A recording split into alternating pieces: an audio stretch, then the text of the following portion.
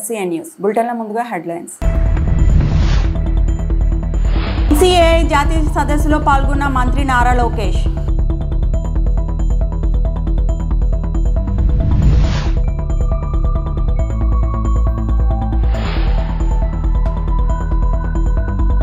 Rishikonda palace ను సందర్శించిన ఉప ముఖ్యమంత్రి పవన్ కళ్యాణ్.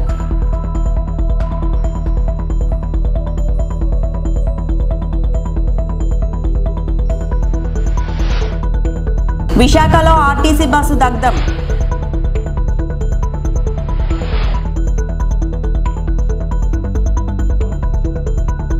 చార్టెడ్ అకౌంటెంట్లు బ్యాలెన్స్ షీట్లు వేసే వ్యక్తులు మాత్రమే కాదని సమాజాన్ని సమతూకం చేసే సమర్థత ఉన్నవారని మంత్రి నారా లోకేష్ కితాబిచ్చారు. విశాఖలో నిర్వహించిన Indian institute of chartered accountant of India ICAI జాతీయ సదస్సులో మంత్రి పాల్గొన్నారు. పారిశ్రామిక విప్లవం వచ్చిన ప్రతిసారి ఉద్యోగాలు పెరుగుతాయని AI వంటి టెక్నాలజీలను CAలతో సహా యువత అందిపుచ్చుకోవాలని పిలుపునిచ్చారు. Today we are at the cusp of the next industrial revolution. And there are always two sides of a coin to every industrial revolution. One side of the coin is the fear of losing jobs. The other side of the coin is every industrial revolution has created more jobs than it has replaced. Countries that have embraced industrial revolution have always benefited out of it. India is a great beneficiary of the IT revolution. That is where we were able to jump the entire manufacturing revolution and go straight to services. Today that opportunity is again in front of us in AI. And as a state and as a nation, we should embrace AI and take things forward. AI is here. AI is going to transform the sectors that we are all working in. As a political party, we have actually deployed AI on our entire database. We are running AI algorithms on our library, digital library, where we want to give access to our leaders, where including press notes with proper references, with proper data sets, they'll be able to generate and give it out to the media. And also when we are having any discussions in the assembly, we want to enable them to have a meaningful debate and discussion using AI as a tool. So as a political party, we have embraced, as CAs, you also have to embrace AI, and it will definitely transform our sectors going forward. You know, as a state, we are all about speed of doing business. If you look at, TCS coming to Visakhapatnam, Cognizant coming to Visakhapatnam, or even Google setting up one of the largest data centers in the world here in Visakhapatnam. All these were possible because we delivered on our promise of speed of doing business. Pawan Kalyan Rishikonda palace ను సందర్శించారు. YCP హయాంలో రిషికొండపై నిర్మించిన భవన సదుపాయంలోకి వెళ్లి గదులను పరిశీలించారు. ఆయన వెంట మంత్రులు నాదెండ్ల మనోహర్, కందుల దుర్గేష్, జనసేన ఎంపీలు, ఎమ్మెల్యేలు, అధికారులు ఉన్నారు. రిషికొండ ప్యాలెస్ వైభవాలను వారు ఉప ముఖ్యమంత్రి పవన్ కు వివరించారు. భవనాల నిర్మాణానికి సదుపాయాలకు వెచ్చించిన మొత్తాన్ని తెలుసుకుని పవన్ ఆశ్చర్యం వ్యక్తం చేశారు. ప్రస్తుతం భవనాలు నిర్మించక ముందు ప్రభుత్వానికి ఎంత ఆదాయం వచ్చేది, వీటి నిర్మాణం తర్వాత ప్రభుత్వంపై ఎంత మేర భారం పడుతుందనే వివరాలపై పవన్ కళ్యాణ్ ఆరా తీశారు. ప్యాలెస్ నిర్మాణం ముందు ప్రభుత్వానికి నెలకు సుమారు 50 నుంచి 60 లక్షల మేర ఆదాయం వచ్చేదని అధికారులు, మంత్రులు పవన్ కు వివరించారు. ఇప్పుడు ఎలాంటి ఆదాయం రాకపోగా భవనాల నిర్వహణకే అదనంగా వెచ్చించాల్సి వస్తుందని తెలిపారు. 7 బ్లాక్స్ నిర్మాణానికి వాళ్ళు చేశారు. అది కూడా ఏం చేశారంటే ఎక్స్టెన్షన్ ఆఫ్ ఎగ్జిస్టింగ్ రిసార్ట్ కింద చెప్పారు. వాళ్ళు గవర్నమెంట్ జీవోలో ఏముందంటే existence redevelopment of existence resort, that's how they have raised the bill. దాంట్లో 2 బ్లాకులే పెట్టారు. ఫస్ట్ వాళ్ళు పెట్టింది ఏంటంటే 7 బ్లాక్స్ లో బడ్జెట్ ఒకదానికి 90 పైన, ఇంకో దానికి 70 పైన, 2 phases లో ఇంతే. వాళ్ళు స్టార్ట్ చేసినప్పుడు 164 కోట్ల రూపాయలు, 164 కోట్ల రూపాయలతోటి 7 బ్లాక్స్ ప్లాన్ చేశారు. కట్టేటప్పటికి అది ఆ 7 బ్లాక్స్ గా పూర్తి చేయాలి. 4 బ్లాకులకి అంటే మనం చూస్తే 4 బ్లాక్ అంటే బిల్డింగ్ కాదు, residential block is 1, CMO office is 1. ఇవన్నీ కూర్చొని అలాగా వాళ్ళు 7 బ్లాకులు ప్లాన్ చేసుకుంటే 4 బ్లాకులే కట్టారు. 7 బ్లాకులకి వాళ్ళు ప్లాన్ చేసినప్పుడు 92 కోట్లు ఫస్ట్ ఫేజ్, రెండో ఫేజ్ 53 కోట్లు. సో రెండు కొంచెం అటు ఇటుగా పెడితే 160 కోట్ల పై చిలుకు వాళ్ళ ఒరిజినల్ ప్లాన్. అది ఏదైనా సరే ఇంకో చోట పైకి వెళ్ళిందంటే ఒక 2 అవుతుంది అనుకో. కానీ ఇది 454 కోట్లు అయింది, not even for the entire 7 blocks. It is only 4 blocks. 4 బ్లాకులకే 454 కోట్లు అయింది. ఒరిజినల్ ప్లాన్ 92 కోట్లు ఫస్ట్ ఫేజ్, సెకండ్ ఫేజ్. దీనికి లోపలికి వెళ్ళి చూసి నేను వచ్చినప్పటి నుంచి కూడా మమ్మల్ని ఒక గత కాలం రానివ్వలేదు. ఇప్పుడు ఏమైపోయింది, ఒక డ్యామేజ్ జరిగిపోయింది. ఋషికొండ ఒకప్పుడు ఇక్కడ రిసార్ట్స్ ఉన్నప్పుడు టూరిజం మన శాఖకి ఆదాయం 7 కోట్లు ఉంది. సో 7 కోట్ల ఆదాయం కోల్పోగా ఇప్పుడు అదనపు భారం 453 కోట్లు పడి ఇప్పుడు కరెంటు బిల్లు ఆదాయ మన సంవత్సరానికి కట్టాల్సిన ఇంకా ఉపయోగించకుండానే జస్ట్ అది లైట్లు వేసి అప్పుడప్పుడు ఏసీ ఆన్ చేయడానికి ఉట్టినే జస్ట్ ఆన్ చేసి ఆఫ్ చేయడానికి పనిచేస్తున్నది సక్రమంగా అనుకోవడానికి అది సంవత్సరానికి ఒక ₹1 కోటి పైన 15 లక్షలు అవుతుంది. దాని బట్టి అర్థం చేసుకోండి. ఈ మెయింటెనెన్స్ వీటికి 1.5 కోటి అవుతుంది, జస్ట్ మేయర్ మెయింటెనెన్స్. ఇదివరకు 7 కోట్ల ఆదాయం. ఇప్పుడు మేము అన్ని చూసిన తర్వాత లోపల వెళ్ళి పర్యవేక్షిస్తే ఇప్పుడు దాకా వాళ్ళు డ్యామేజ్ చేశారు. ఈ టాయిలెట్స్ ఎన్ని కోట్లు, టబ్బు ఇవన్నీ ఇంకా అయిపోయినాయి, ప్రజల్లోకి వెళ్ళిపోయినాయి. ఇప్పుడు మా కుటుంబ ప్రభుత్వం నుంచి మేము పిఎస్సి చైర్మన్, మన సివిల్ సప్లైస్ మినిస్టర్ మనోహర్ గారితో, టూరిజం శాఖ మంత్రివర్గంతో అందరితో కూర్చున్నప్పుడు, నాతో అంటే జనసేన సభ్యులతో కూర్చున్నప్పుడు, గౌరవ శాఖ సభ్యులతో కూర్చున్నప్పుడు సుగాలి ప్రీతి కేసుపై కీలక వ్యాఖ్యలు చేశారు ఏపీ డిప్యూటీ సీఎం పవన్ కళ్యాణ్.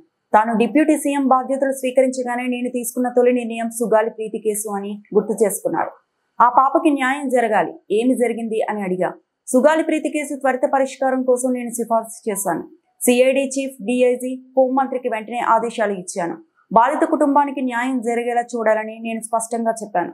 అయితే అప్పట్లో ఎవరైతే కుట్ర వెనుక ఉండి చెప్తున్నారో డిఎన్ఏ తారుమారు చేశారు, ఒత్తిడి చేసి భూములు అన్ని ఇచ్చేసి సాక్ష్యాలు తారుమారు చేశారని సంచలన వ్యాఖ్యలు చేశారు. డిఎన్ఏ సాక్ష్యాలు మ్యాచ్ కావడం లేదు అని పోలీసులు చెప్తున్నారు. ఇది వాస్తవం. వివేకానంద రెడ్డిని చంపేశారు అని అందరికీ తెలుసు. ఎవరైతే నిందితులు ఉన్నారో ఒక్కొక్కరిని చంపేస్తున్నారు. మరి గత 5 సంవత్సరాల్లో క్లాసిక్ కేసెస్ ప్రక్షాళనకే పూనుకున్నాం, ఒక్కొక్క కేసును పరిష్కరిస్తామని పేర్కొన్నారు జనసేన అధినేత ఏపీ డిప్యూటీ సీఎం పవన్ కళ్యాణ్. పాప సుగాలి ప్రీతి ఇష్యూ పండ్లున్న చెట్టుగా రాళ్ళు పడతాయంటారు. ఎవరైతే చేయూతనిస్తారో, ఎవరైతే ఆధారం ఇస్తారో వాళ్ళని తిడితే ఎట్లాగా? అసలు ఈరోజు సుగాలి ప్రీతి అనే కేసు ఎలా ఎక్కడి నుంచి బయటకు వచ్చింది మీరు చెప్పండి. ఇలాంటి అన్యాయం జరిగిందని ఎవరికి తెలుసు? ఈ రోజున గత ప్రభుత్వం 2019, 2024లో ఒక ప్రభుత్వం మీద, అప్పుడు ముఖ్యమంత్రి మీద మాట్లాడటానికి అసలు ఎవరికైనా ధైర్యం ఉందా? ఒక ముఖ్యమంత్రిని అరెస్ట్ ఒక మాజీ ముఖ్యమంత్రిని ఆ టైంలో అరెస్ట్ చేస్తే రావడానికి ఎవరు లేరు రోడ్ల మీద. అలాంటి పరిస్థితుల్లో ఓడిపోయి 2 చోట్ల ఓడిపోయి ఉన్న ఒక ఎమ్మెల్యే వాళ్ళ పార్టీకి వెళ్ళిపోతే ఏ మానసిక స్థైర్యం, ఏ ధైర్యం, ఏది ఉంటుంది చెప్పండి ఎవరికైనా? మరి అలాంటి సమయంలో నేను ఒక తల్లి పడ్డ వేదన తీసుకున్నా. నాకే సరదాన 2 లక్షల మంది జనం మధ్యలో నడుచుకుంటూ వెళ్ళి ఆ సమస్యను హైలైట్ చేసి వాళ్ళు సిబిఐకి ఇచ్చారు. సిబిఐకి ఇస్తే మన ఇంటర్నల్ పేపర్ వర్క్ మనకి ఎలా తెలుస్తుంది? ఇంటర్నల్ పేపర్ వర్క్ వాళ్ళు ఇస్తే వాళ్ళు ఏంటంటే జీవో రిలీజ్ చేశారు. మా దగ్గర నుంచి వెళ్ళింది కానీ ఎక్కడికి వెళ్ళాలో అక్కడి నుంచి ప్రొసీడ్ చేయాలి, అక్కడ ఆపేశారు.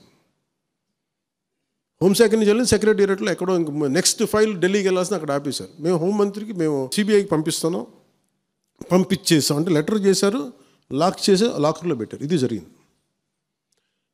ఈ ప్రాసెస్లో ఏం చేశారు, వాళ్ళకి ఈ కేసు కొంచెం సెన్సిటివ్ కేసు కాబట్టి మీకు చెప్తాను. సుగాలి ప్రీతి నేను ఎందుకు కొంచెం సున్నితంగా మాట్లాడాలి ఈ విషయం ఏదంటే, మీకు ఒక అన్యాయం జరిగినప్పుడు, ఎవరికైనా ఒక అన్యాయం జరిగినప్పుడు మనం ఏం చేస్తామంటే నాకు ఆ వ్యక్తికి శిక్ష పడాలి, ఇంకింతే ఉండాలి. వాళ్ళు ఏం చెప్తున్నారంటే, ఎవరైతే ఈ వెనకున్నారో మరి గవర్నమెంట్ ద్వారా వచ్చారు, గత ప్రభుత్వం ఎలా వచ్చారో వాళ్ళు ఏం చేశారంటే, మనం పెట్టిన ఒత్తిడి ఆ రోజు 2 లక్షల మంది మనం జనంతో తీసుకెళ్ళి అది నేషన్ వైడ్ ఇష్యూ అయ్యేటప్పటికి వాళ్ళు చేసింది ఏంటంటే, మనం చేసిన పోరాటం వల్లే ఎస్సీ ఎస్టీ అట్రాసిటీ కేసు బాధితులకు చట్ట ప్రకారం ఇచ్చే ప్రయోజనాలు, పరిహారాలు వారి కుటుంబానికి దక్కాయి. కర్నూలు రూరల్ మండలం దిన్నెదేవరపాడులో 5 ఎకరాల వ్యవసాయ భూమిని కేటాయింపబడింది. ఆ గ్రామం కర్నూలు నగరానికి 9 కిలోమీటర్ల దూరంలో ఉంది. ఈ రోజున మార్కెట్ వాల్యూ కనీసం ఎకరాకది వాళ్ళు చెప్పడం మీరు క్రాస్ చెక్ చేసుకుని 2 కోట్ల వరకు ఉంటుందని చెప్తా ఉన్నారు. విశాఖ నగరంలో అక్కేపాలెం శాంతిపురం జాతీయ రహదారిపై ఆర్టీసీ బస్సు దగ్ధమైంది. షార్ట్ సర్క్యూట్ కారణంగా ఈ ప్రమాదం జరిగింది. మంటలు గమనించిన డ్రైవర్ వెంటనే బస్సును నిలిపివేశాడు. శుక్రవారం ఉదయం కోర్మనపాలెం నుంచి విజయనగరం వెళ్తున్న 111V ఆర్టీసీ బస్సులో మంటలు చెలరేగాయి. ప్రయాణికులంతా దిగిపోవడంతో ప్రాణ నష్టం తప్పింది. మంటలు భారీగా చెలరేగడంతో బస్సు పూర్తిగా దగ్ధమైంది. పెట్రోల్ బంక్ పక్కనే ఉండడంతో స్థానికులు ఆందోళనకు గురయ్యారు. సమాచారం అందుకున్న అగ్నిమాపక సిబ్బంది స్థలానికి చేరుకుని మంటలార్పారు. బస్సులో 130 మందికి పైగా ప్రయాణించినట్లు కండక్టర్ తెలిపారు. ఎవరికీ ఎటువంటి ప్రాణహాని నష్టం జరగలేదన్నారు. ఈ ప్రమాదంలో ప్రయాణికులకు ఎలాంటి ప్రాణహాని జరగలేదని ఆర్టీసీ ఆర్ఎం అప్పలనాయుడు తెలిపారు. బస్సు సిబ్బంది వెంటనే గుర్తించి అప్రమత్తం చేశారన్నారు. ఈ ఘటనపై విచారణ చేస్తున్నట్లు పేర్కొన్నారు. విశాఖ పర్యటనలో ఉన్న మంత్రి మండిపల్లి రాంప్రసాద్ రెడ్డి ఘటనా స్థలానికి చేరుకున్నారు. ఇటువంటి ఘటనలు పునరావృతం కాకుండా చూసుకోవాలని మంత్రి ఆదేశించారు.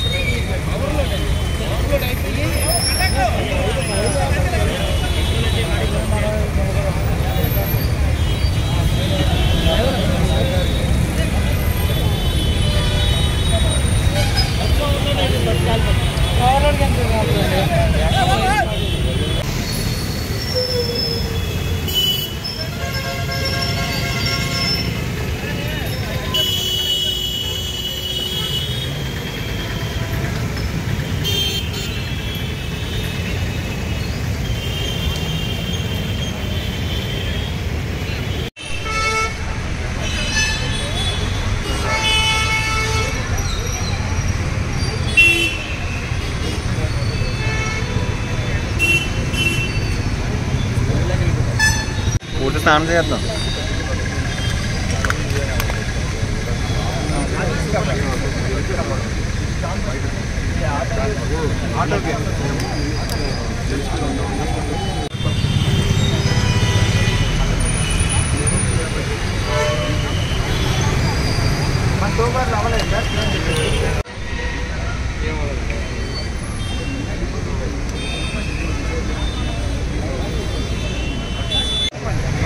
ఈ డ్రైవర్ కూడా 5-6 సార్లు తిరిగాడు సార్. ట్రైనింగ్ ఇచ్చాం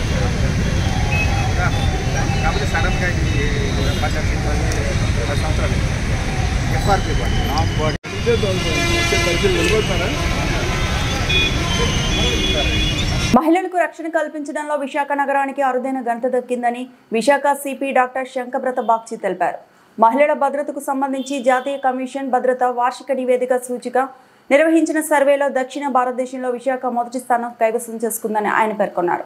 పోలీస్ కమిషనరేట్ సమావేశ మందిరంలో గురువారం సాయంత్రం జరిగిన మీడియా సమావేశంలో సిపి వివరాలను వెల్లడించారు. జాతీయ మహిళా కమిషన్ చైర్పర్సన్ విజయ్ రహత్కర్ వెల్లడించిన నివేదిక ప్రకారం కోహిమా, విశాఖపట్నం, భువనేశ్వర్, ఐజోల్, గాంగ్టోక్, ఇటానగర్, ముంబై అగ్రస్థానాల్లో నిలిచాయన్నారు. మహిళల విషయంలో జాతీయ భద్రతా స్కోరు 65% తేలిందన్నారు. విశాఖ నగరంలో మహిళల భద్రతకు షీ టీమ్స్, డ్రోన్ సర్వేలైన్ల ద్వారా నిఘా శక్తి యాప్, బీచ్ పెట్రోలింగ్లతో పాటు వినూత్న కార్యక్రమాలు చేపడుతున్నామని సిపి తెలిపారు. నగర సిపిగా బాధ్యతలు తీసుకున్న తర్వాత మహిళలకు భద్రతాపరమైన సహాయం కొరకు తన వ్యక్తిగత ఫోన్ నెంబర్లు ఇవ్వడం జరిగిందన్నారు. Safest city for women in India. అందులో నార్త్ ఈస్ట్లో చాలా సిటీస్ ఉన్నాయి. కోహిమా, ఐజాల్, గ్యాంగ్టాక్ అండ్ ఇటానగర్. కానీ మెయిన్ల్యాండ్, ఇండియా మెయిన్ల్యాండ్లో 3 సిటీస్ మాత్రమే ఉన్నాయి: ముంబై, భువనేశ్వర్ అండ్ విశాఖపట్నం. సౌత్ ఇండియాలో విశాఖపట్నం మాత్రమే ఒకే ఒక city found to be safest for women in India. ఈ సర్వే చేయడం జరిగింది. 12,770 లేడీస్ ఈ సర్వేలో పాల్గొన్నారండి. రాంచీ, శ్రీనగర్, కోల్కతా, ఢిల్లీ, ఫరీదాబాద్, పట్నా, జైపూర్ అది లోయెస్ట్ ర్యాంక్ వచ్చింది in women safety as per this report. So Rahatkar madam, chairperson national commission for women ఈ సందర్భంగా ఉమెన్ పోలీస్ ఆఫీసర్స్ చేస్తున్న మంచి పని మేడం అప్రిషియేట్ చేశారండి. And women help line, CCTV coverage, safety network ఇవన్నీ మేడం ఫోకస్ చేశారండి. మన వైజాగ్ సిటీ చూస్తే మన అందరికీ తెలుసు 1 జూలై నేను చార్జ్ తీసుకున్న తర్వాత లాస్ట్ ఇయర్ నా పర్సనల్ కాంటాక్ట్ నెంబర్ లేడీస్కి ఇవ్వడం జరిగింది. నాకు పగలు రాత్రి ఎప్పుడైనా మన సిటీలో లేడీస్ అన్సేఫ్ ఫీల్ అయితే వాళ్ళు నాకు కాంటాక్ట్ చేస్తున్నారండి. చాలామంది లేడీస్ని ఆత్మహత్య నుండి కూడా నేను కాపాడగలిగాను వాళ్ళు చేస్తున్న కాల్స్ ఇమీడియట్గా రెస్పాండ్ అయ్యి. సిమిలర్లీ డ్రోన్ సర్వేలెన్స్, 2-వీలర్ పెట్రోలింగ్, 4-వీలర్ patrolling, beat servicing madam, beat service, she teams, తర్వాత పోలీస్ స్టేషన్ వెళ్ళిన తర్వాత కూడా లేడీస్ అక్కడ న్యాయం జరగకపోతే అక్కడి నుండి నాకు కాల్ చేస్తే కూడా నేను కన్సర్న్డ్ ఇన్స్పెక్టర్, సబ్ ఇన్స్పెక్టర్కి చెప్పి వాళ్ళకు న్యాయం జరిగేటట్టు చేస్తున్నాం. మన దగ్గర దిశ పోలీస్ స్టేషన్లో విమెన్స్ లేడీస్కి మంచి హెల్ప్ దొరుకుతుంది. దిశ యాప్ ద్వారా కూడా వాళ్ళు హెల్ప్ తీసుకుంటున్నారండి. షీ టీమ్స్ కూడా బాగా పనిచేస్తున్నారండి. అండ్ శక్తి టీమ్స్ బాగా పనిచేస్తున్నారండి. శక్తి యాప్ కూడా బాగా ఇక్కడ పాపులర్ అయింది. సో ఇవన్నీ ఇనిషియేటివ్స్ తీసుకోవడం వల్ల వైజాగ్ సౌత్ ఇండియాలో విమెన్ సేఫ్టీలో నంబర్ 1 అండ్ ఇండియాలో among the safest cities for women in India అని పబ్లిక్ సెలెక్ట్ చేశారండి. సో ఇది మన వైజాగ్ సిటీకి గర్వకారణం. మనం ఇదే మాదిరిగా Vizag city should be remain the safest city for women in the times to come. So ఈ సందర్భంగా నేను వైజాగ్ పౌరులందరికీ థ్యాంక్స్ చెప్తున్నాను. ఎందుకంటే వాళ్ళ కోఆపరేషన్, కోఆర్డినేషన్తోనే ఇది సాధ్యమైంది. And we expect the same cooperation and coordination from the public in the days to come. ఈ సందర్భంగా ఒక ప్రెస్ రిలీజ్ కూడా తయారు చేశాము. అది కూడా అందరికీ సర్క్యులేట్ చేయడం జరుగుతుంది. సో ఆల్రెడీ మనం పెట్రోలింగ్ టీమ్స్ బీచ్ అంతా పెట్రోలింగ్ చేస్తున్నారండి.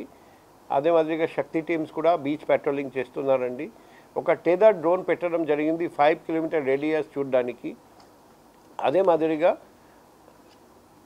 Bhimli, PM Palem, Adilova, MBP, 3 town, MR Peta 2 town, 1 town, Duvvada ఇవన్నీ బీచ్లో ఉన్న stations.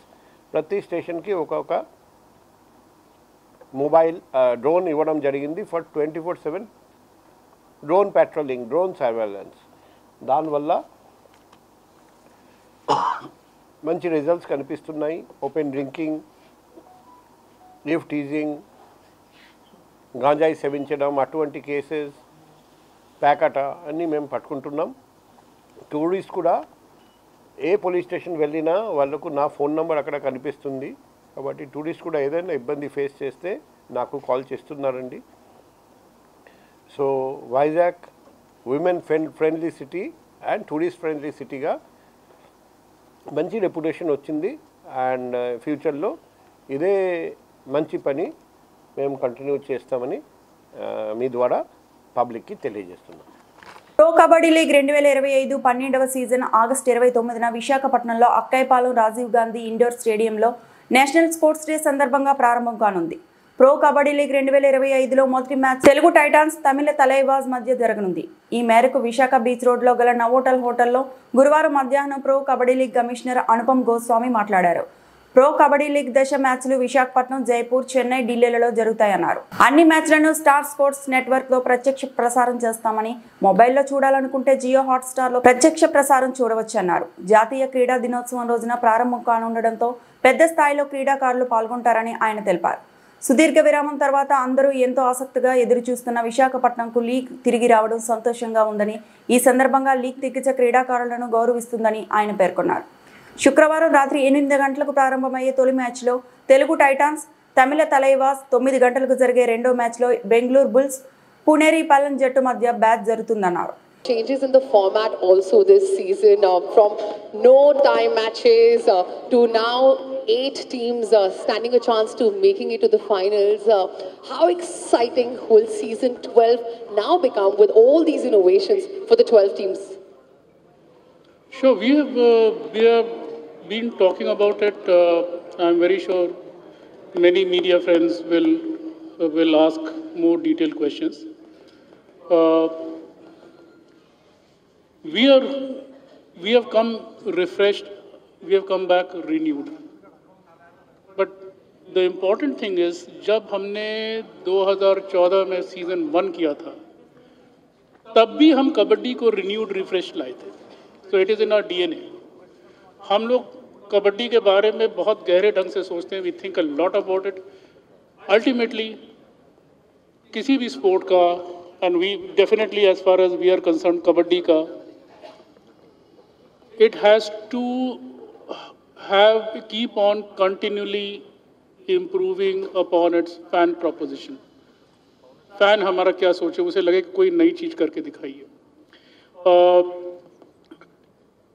So and we are very careful. मतलब ये नहीं कि spur of the moment कुछ चेंज कर लिया. We think a lot about it. एक प्रो कबड्डी में एक रूल है लॉबी का, उस रूल को लाने के लिए हमने 3 साल सोचा था. So many of the changes that we are, I mean, the 3 basic changes, but we have thought of it definitely from PKL 11 last year. तब से सोच रहे. तो 3 basic changes हैं, which makes the competition easy to understand and easy to compete. बड़ा binary जीत और हार के बीच में डिफरेंस हम कर रहे हैं. एक है कि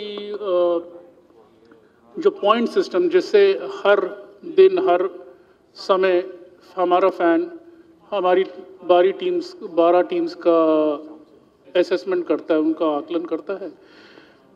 Those we are going to make, we are making a very simple point system. 2 for a win, 0 for a loss. It means कि there is no confusion in between. कि आप जीतेंगे या हारेंगे, करो या मरो, ऐसा. दूसरा जो हम कर रहे हैं, we are introducing a tie breaker in every tied match, for every tied match. So in every match there is a result. You will win or you will lose, and that is the way you will play it. All of it has played a part. We're the first contact sport league in India to do a regular season in face of COVID.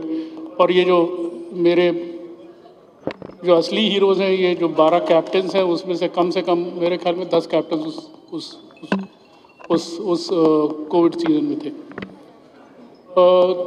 पर विशाखापट्टनम का एक there is a special place of Visakhapatnam in pro kabaddi. Pro kabaddi की जो सबसे strong viewer geography को fan geography है, वो Telugu geography है, तेलंगाना और आंध्र प्रदेश दोनों. और विशाखापट्टनम कई माने में आंध्र प्रदेश का सूचक है. It signifies Andhra Pradesh and the significance of Andhra Pradesh for Pro Kabaddi. So it's our great fortune to come back in 2025. We definitely will keep on coming back here. That's a commitment. That's a great. Anakapalli జిల్లా చోడవరం పట్టణం 4 రోడ్ల కూడలిలో స్త్రీ శక్తి పథకం వెంటనే రద్దు చేయాలని AITUC ఆధ్వర్యంలో ఆటో సంఘాలు భారీ నిరసన. Auto motor vehicle union AITUC జిల్లా అధ్యక్షుడు దొరబాబు విలేకరులతో మాట్లాడుతూ, కూటమి ప్రభుత్వం మహిళలకు ఉచిత బస్సు పథకం ప్రవేశపెట్టడం వల్ల ఆటో డ్రైవర్లంతా రోడ్డును పడాల్సి వచ్చిందని ఆవేదన వ్యక్తం చేశారు. ఆటో సంఘాల డ్రైవర్లు మాట్లాడుతూ, ఎన్నికల ముందు కూటమి హామీ ఇచ్చేటప్పుడు ఆటో డ్రైవర్ల పరిస్థితి ఏమిటో ఆలోచించలేదన్నారు. ప్రభుత్వం ఆటో డ్రైవర్లు పొట్టను కొట్టి కొన్ని వేల కుటుంబాలను రోడ్డు మీద పడేసిందని వాపోయారు. ఆటోలను ఫైనాన్స్ మీద తీసుకున్న నడుపుతున్న వారికి అప్పు ఎలా తీర్చాలన్నారు. గత ప్రభుత్వం ఏడాదికి ఒకసారి వాహన మిత్ర పథకం కింద 10,000 రూపాయలు ఇచ్చి మమ్మల్ని ఆదుకుందని, ఎటువంటి ఇబ్బందులు మాకు పెట్టలేదని తెలిపారు. అనంతరం కొత్తూరు కోడలలో కంటైనర్కు పైగా రాస్తారోకో చేసి బైఠాయించడం, ఇటు గోవాడ అటు వడ్డాది రెండు వైపులా వాహనదారులు ప్రయాణికులు ఇబ్బందులు పడ్డారు. ఈ కార్యక్రమంలో చోడవరం పట్టణంలో ఉన్న ఆటో సంఘాలన్నీ పాల్గొన్నాయి. ఆదుకోవాలని కోరుచున్నాము. ఇదిగాక ప్రతి డ్రైవరు ఫైనాన్స్ కట్టలేక, పిల్లల ఫీజులు కట్టలేక అనేక ఇబ్బందులతో కొట్టుమిట్లు ఆడుతున్నారు. కాబట్టి ప్రతి ఆటో డ్రైవర్కి మంచి ఉపాధి కల్పించి, అలాగే ఫ్రీ బస్సులు ఎలాగెట్టారో మా ఆటోలు కూడా పెట్టి తక్షణమే 26,000 రూపాయలు తక్షణమే ప్రతి ఆటో డ్రైవర్కి ఇచ్చి రోజుకి 500 రూపాయలు ఇస్తే ప్రతి ఆటో డ్రైవర్ కూడా ఫ్రీగా తిప్పడానికి సిద్ధంగా ఉన్నామని కూర్చున్నాము. చంద్రబాబు నాయుడు గారు ప్రతి పిల్లవాడిని చాలా ఇబ్బందులు పెట్టి, తల్లిని ఇబ్బందులు పెట్టి, ఈ రోడ్డున పడిన ప్రతి డ్రైవర్ని కూడా హింసిస్తున్నారు. కావున మీరు ఆలోచించి అన్నిటినీ మంచి చర్యలు తీసుకుంటారని మరీ కోరుచున్నాం. సత్యనారాయణ, నేను ఒక ఆటో డ్రైవర్ని. అయ్యా చంద్రబాబు నాయుడు గారు, మేము గత ప్రభుత్వంలో ఫ్రీ పథకాలు పెట్టి వాళ్ళు ఇబ్బంది పెడుతున్నారని మిమ్మల్ని ఆటో డ్రైవర్లతో పాటు అందరూ గెలిపించారు. మీ ఆటో డ్రైవర్లు మీకు ఏ అన్యాయం చేసావో మాకు తెలియదు, కానీ మా కన్నీళ్ళన్నా మీకు తగిలితాయ్యా. ఈరోజు డిప్యూటీ సీఎం అయిన పవన్ కళ్యాణ్ గారు కానీ మీరు కానీ కనీసం మా ఆటో డ్రైవర్ల బాధ్యత మీరు కనీసం ఆలోచించకుండా స్వదాగా మీకు ఫ్రీ బస్సులు ఆడోళ్ళు ఓట్లే పడాలనే ఆలోచనతో తెలియదు, కానీ మా ప్రాణాలతో చల్లగాట మాడుతున్నారండి. మా పిల్లలు ఎలా చదివించుకోవాలో మాకు తెలియదు. మీరు వేసిన 15,000తో పిల్లలు చదువుతారండి, మేము ఎలా బతకాలి? అందరు ఆటో డ్రైవర్లు కూడా అలాగే కనీసం జీవనోపాధి లేక మా సొంత డబ్బులో లేదా ఫైనాన్స్ డబ్బులు తీసుకొని వాళ్ళ ఆటో డ్రైవర్లు కొనుక్కొని ఎలాగో బతికిదామని మా పిల్లలు పోషించుకోవాలని మీ ఆలోచనతో మేము తిరుగుతుంటే మీరు మాత్రం కనీసం మా ఆటో డ్రైవర్లకు ఆలోచించకుండా రోడ్డుని పడేశారు. మా బతుకులేవో తెలియజేయకుండా కనీసం మీకు చూపిస్తాం, ప్రత్యేకంగా చూపిస్తూ ఉంటారు. ఇప్పుడు కూడా మాకేం తెలియలేదు, ఏం చేయలేదో తెలియలేదు, ఎలా బ్రతకాలో తెలియలేదు. మహిళలకు రాజకీయంగా, సామాజికంగా, ఆర్థికంగా గుర్తింపు తీసుకువచ్చింది స్వర్గీయ నందమూరి తారక రామారావు వల్లే అని, అదే వరవడిని ముఖ్యమంత్రి చంద్రబాబు నాయుడు కొనసాగిస్తూ మహిళా అభ్యున్నతికి కృషి చేస్తున్నారని తణుకు ఎమ్మెల్యే అరిమిల్లి రాధాకృష్ణ అన్నారు. స్త్రీ శక్తి పథకం విజయోత్సవ సభను తణుకులో కమ్మర కళ్యాణ మండపంలో గురువారం నిర్వహించారు. ఈ సభలో ఎమ్మెల్యే రాధాకృష్ణ మాట్లాడుతూ ఎన్నికల్లో ఇచ్చిన హామీల్లో చంద్రబాబు నాయుడు, పవన్ కళ్యాణ్ నేతృత్వంలో 90% హామీలను మొదటి ఏడాదిలోనే అమలు చేశారని అన్నారు. తెలుగుదేశం పార్టీ స్థాపించిన తర్వాత మహిళలకు అనేక పథకాలు ప్రవేశపెట్టి వారిలో చైతన్యం తీసుకువచ్చారని అన్నారు. అప్పటి వరకు ఇంట్లో ఉండే మహిళలకు ఆర్థిక స్వేచ్ఛ ఇవ్వాలనే ఉద్దేశంతో ₹2కే బియ్యాన్ని నందమూరి తారక రామారావు ప్రవేశపెట్టారని అన్నారు. అనంతరం అధికారంలోకి వచ్చిన చంద్రబాబు నాయుడు మహిళలకు డ్వాక్రా సంఘాల పేరుతో మహిళా అభ్యున్నతికి కృషి చేశారని చెప్పారు. కూటమి ప్రభుత్వం అధికారంలోకి వచ్చిన తర్వాత మహిళలకు పెద్దపీట వేస్తూ వారికి సంక్షేమ పథకాలు అమలు చేస్తున్న ఘనత కూటమి ప్రభుత్వానిదేనని అన్నారు. ఈ సభ అనుకున్నాం, సంకల్పించాం. నిన్నటి నుంచి చాలామంది బాగా వర్షం వస్తుందండి, ఇప్పుడు ఎందుకు పెడుతున్నారు, ఇప్పుడు అనవసరం ఏమో 4 రోజులు ఆగి పెడదాం అని అంటూ ఉన్నారు. కానీ సంకల్ప బలం మీ ఆశీస్సులతో ఈరోజు ఈ సమావేశానికి పెద్ద ఎత్తున మీరందరూ కూడా రావటం చాలా సంతోషం. ఈరోజు ఈ హాలు ఇక్కడే కాకుండా కింద కూడా నేను వెళ్ళాను, ఆ స్క్రీన్ కూడా పెట్టాల్సింది కనిపించేది అందరికీ కూడా. కింద ఉన్నటువంటి నియోజకవర్గ మహిళా మనులు, ఆడపడుచులందరికీ కూడా మరొక్కసారి మీ అందరికీ కూడా ధన్యవాదాలు తెలియజేసుకుంటున్నాను.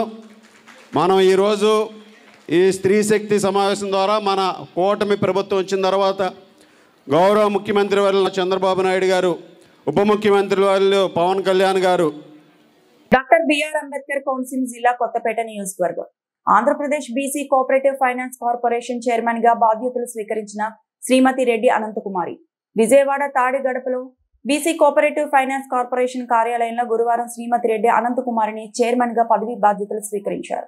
BC welfare principal secretary S Satyanarayana IAS అనంతకుమారిచే ప్రమాణ స్వీకారం చేయించారు.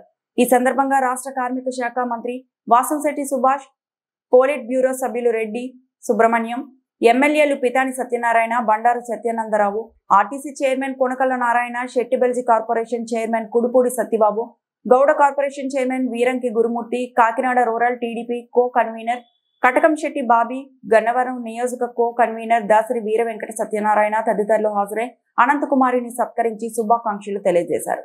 State BC corporation vice chairman and managing director doctor A Mallikarjun, IAS BC corporation general manager G Bheemashankar, పలువురు అధికారులు మరియు Ramachandrapuram market committee sub chairman అక్కల Rishwanth Rai, Ambajipeta market committee chairman Chitturu Srinivas project committee chairman Gubbala Srinivas, Chaganti Swamy, Maddala Subrahmanyeswararao, Gudala Phani, Appikonda Narasimhaswamy, Molleti Srinivas, Bonam Babu, Pattipati Uma Maheshwari.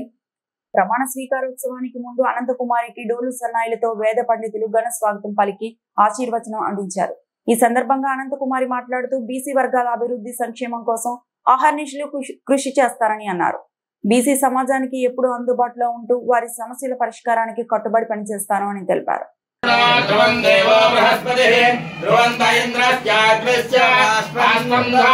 అంతఃకరణ శుద్ధితో నిర్వహిస్తానని భయం గాని పక్షపాతం గాని రాగద్వేషాలు గాని లేకుండా ఆంధ్రప్రదేశ్ రాష్ట్ర వెనుకబడిన తరగతుల కార్పొరేషన్ యొక్క మార్గదర్శకాల ప్రకారం ప్రభుత్వ విధి విధానాలను అమలు చేస్తానని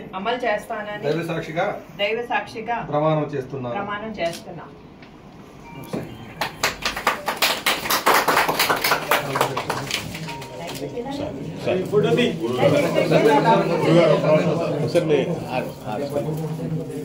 ఈ వార్తలు ఇంతటితో సమాప్తం.